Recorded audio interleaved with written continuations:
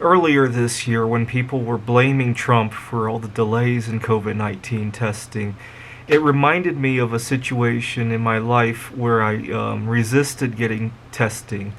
When I was working on my PhD, I had dated a girl who had taken advantage of me, and obviously she had probably done this to other guys before, and it made me really worry if I had caught a sexually transmitted disease from her. But I really resisted getting testing because I was working on my PhD, and I used to have a bad habit of, if I knew something was not going right, I would feel like I've already blown it, and it would get worse and worse. I was driving a Mazda Tribute at the time, and the first time I ever got into an accident, I think I was in a parking lot and I scraped the bumper or something like that. But after that, I got into more and more accidents because I felt like the car was already damaged. And so I worried that if I got tested and I discovered I had a disease, I would just behave recklessly with my body, maybe catch another sexually transmitted disease, maybe not practice good hygiene, and before long I would, be 6 feet under, right? And I had a big fear, or at least drop out of school, right? I had a big fear that I would screw up my life once I realized I had already blown it. So I really, really resisted getting testing. I still wouldn't have gotten tested, except that toward the end of my PhD program, I met another girl, much more well-to-do than this previous one.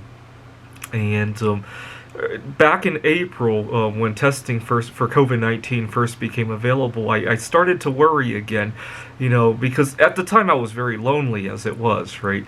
A lot of things were closed, I was out of work, and I worried, if I got a death sentence, we thought it was a death sentence at the time, or at least I thought that. I might not have thought it was a death sentence, but I realized that once I tested positive, I would have some responsibility for keeping the disease at bay, right? As lonely as I already was, that was pretty much a death sentence for me, right? And so I really, really resisted getting testing. But then on May 17th, we had a conjunction of Jupiter and Saturn. I really wanted to go out to see that, so it was time to get both I got both the testing for the virus and for the antibodies. I was relieved that I had already recovered. I hope we have the idea of the immunity passport. I was just reading about the regulations for flying to Taiwan. We have an artificial intelligence conference in Taiwan in October. I think you need to get tested here in the United States within 72 hours of flying there, and then even if it's negative, you got to quarantine there for 14 days. I got to think about that. I mean, as long as I can work remotely while I'm there, I guess it's not the end of the world if I have to stay there for 14 days. Hopefully if we have the immunity passport, that would solve a lot of problems. But I need to break this habit of, once I realize I have a problem, to be reckless. I do that a lot.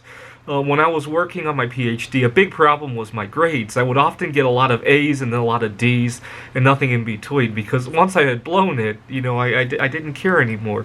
My health conditions often look like that, right? Anytime you catch me, I'm either very healthy or very unhealthy, right? What else could be like that? My sleep habits. During phase 1 of the quarantine, when nobody could go anywhere, my sleep schedule was a mess because I was sleeping once every 25, 26 hours instead of 24, right? That's how my body tends to operate. And then I once it was a mess and I couldn't make any of my appointments, I gave up, right?